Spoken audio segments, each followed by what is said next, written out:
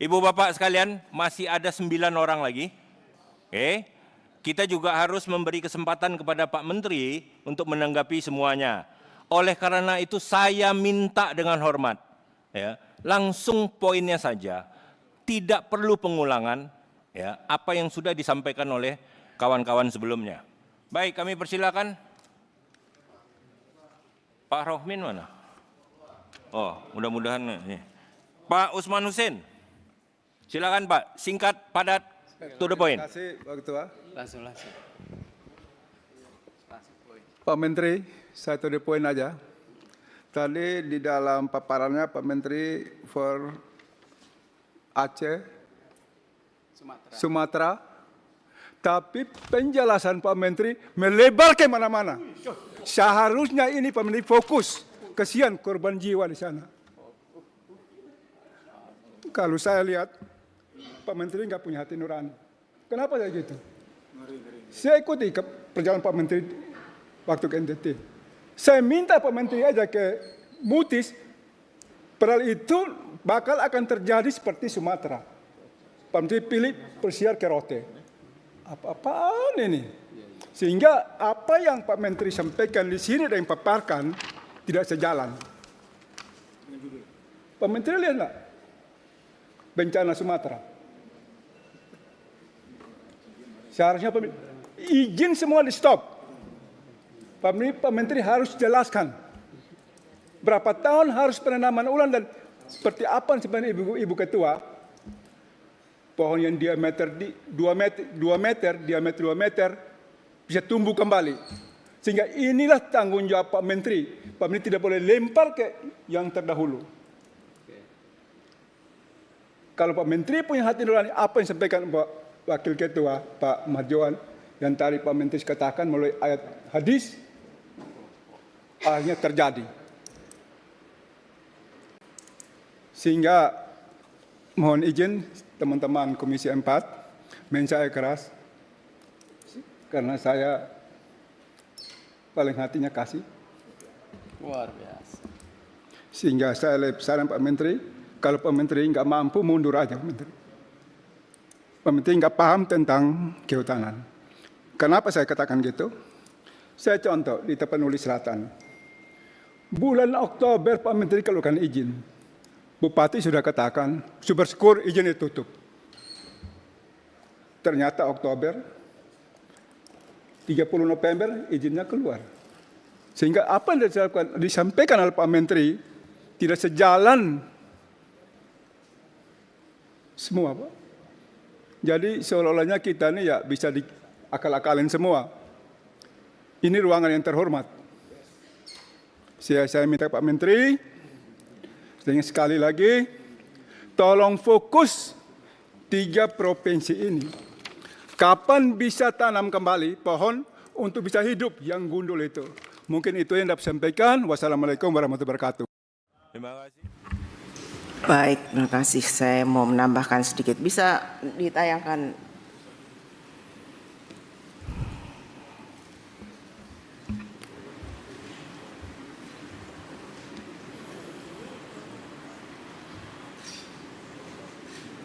Ada suaranya?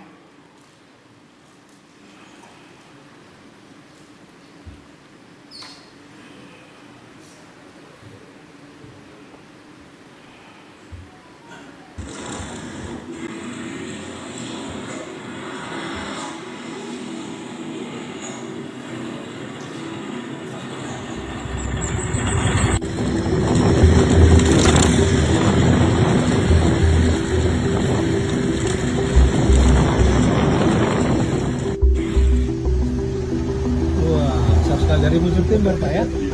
Dari Sibolga ini? Baru ya? Inilah yang bikin apa itu? Banjir itu? Hah? Kayu sebesar ini dibawa? Ya berapa ratus? Diameter? Berapa ratus kilometer itu dari? Hah? Berapa ratus kilometer itu dari Banyumas ke Sibolga? Wow. Udah berencananya itu Pak.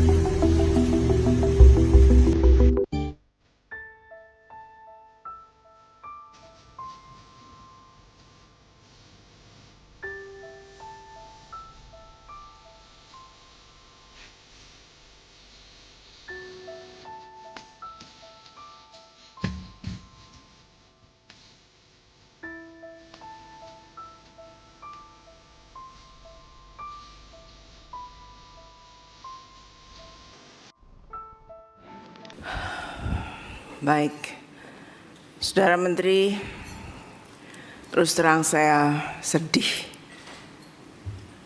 miris, dan saya marah.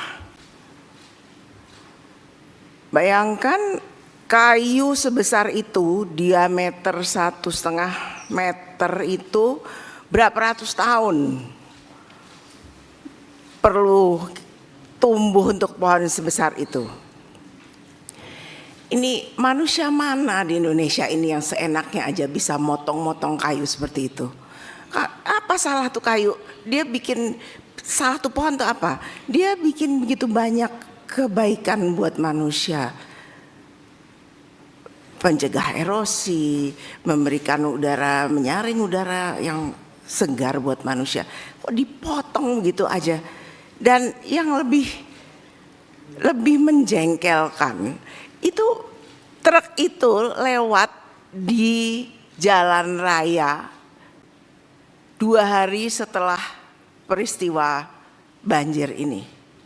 Dan dengan kemajuan teknologi, truk itu lewat di depan hidung kita. Sungguh menyakitkan, Pak Menteri. Ini suatu, kalau orang Jawa bilang ngece.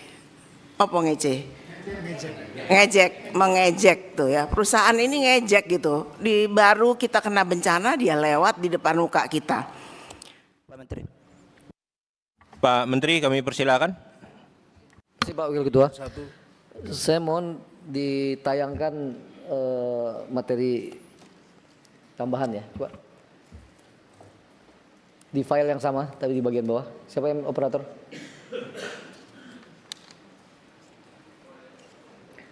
Oke, sebelum ke sana sambil menunggu. Oke, saya kira coba buka yang Batang Toru tadi. Karena ini terkait yang Batang Toru halaman berapa? Batang Toru.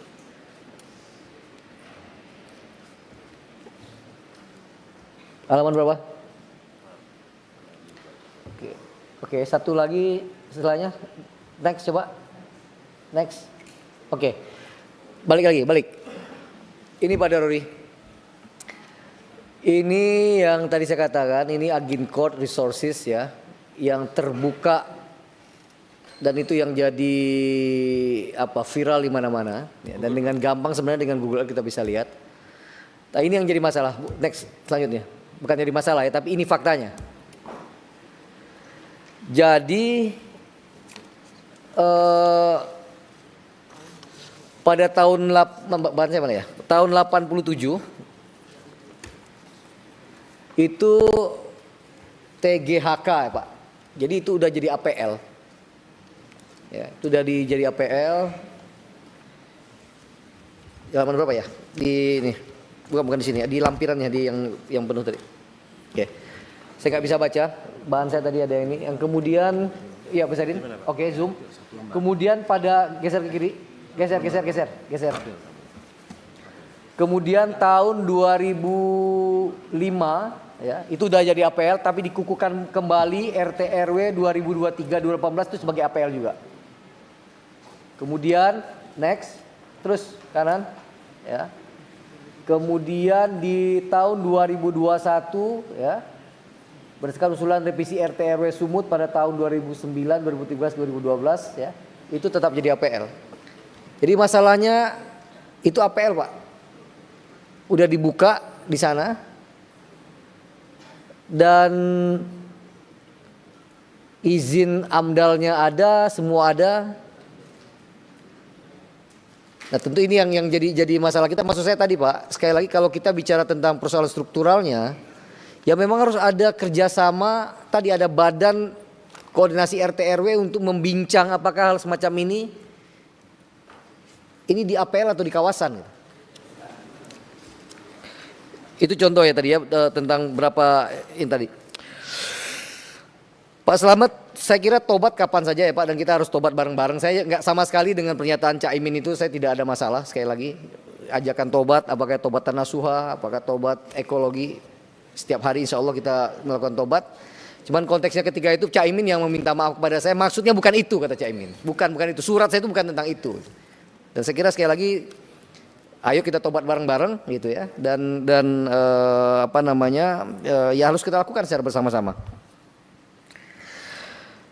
Penegakan hukum rendah itu fakta Pak, saya nggak bisa mengatakan tidak. Coba penegakan hukum datanya, halaman berapa? Di lampiran ini memang. Ya, ini data tadi mana Pak? Ini penegakan hukum.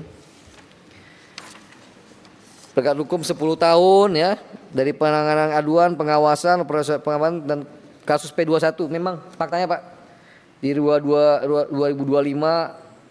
kami hanya 121 dibandingkan dengan 2024 yang P21 176. Mungkin dengan logika yang Bapak katakan tadi mungkin mestinya nggak 176 di 2024, bisa lebih ratusan, bahkan ribuan.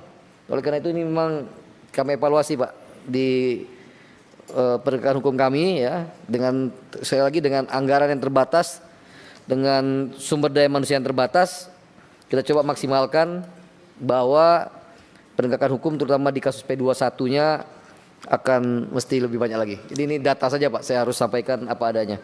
Tapi ada yang ditangani Satgas PKH. Ya.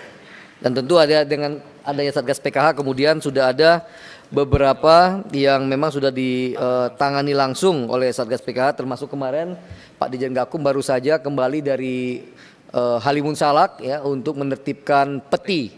Ya, peti yang tadi di tenda-tenda biru itu Pak, itu udah penertiban keberapa Pak Dirjen? Operasi berapa?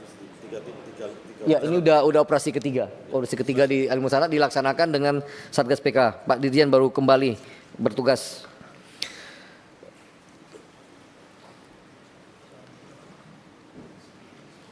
Soal pelepasan kawasan tidak melibatkan DPR, monggo. Kalau memang itu usulan dan kemudian harus diundangkan, apakah itu nanti di undang-undang apa di PP, monggo. Plus minusnya segera dihitung. Ya. Saya nggak ada masalah, Bapak. Kemudian balik lagi ke Pak Dorori ya. Saya kira terutama pasal tadi Pak ya, pasal Pak Firman tadi kata Pak Dorori belum diterapkan. Saya mohon tadi udah bicara juga dengan Pak Wamen untuk dipelajari dan coba dieksekusi di lapangan. Maksud tadi Pak Firman ya, ini terkait dengan tadi ya Pak Firman tentang Undang-Undang 18 ya, yang memang cukup menjadi kerangka acuan untuk penegakan hukum, tapi termasuk tadi yang kata Bapak ada 15 tahun pembiaran yang bisa ditindak ya, yang belum pernah ada sejarahnya undang-undang ini dipakai ya Pak. Nanti kita coba pelajari lebih dalam Pak, dan coba kita eksekusi dengan undang-undang yang ketika itu Bapak inisiasi. Saya setuju Pak, dana reboisasi PSDADR itu memang harus balik ke kitab seperti yang saya jelaskan pada sebelumnya Pak, supaya kembali ke tapak gitu Pak. Jadi apa yang didapat di tapak dikembalikan kepada tapak agar memang kembali ke alam. Penanaman, rehabilitasi, penjagaan das, lain sebagainya itu.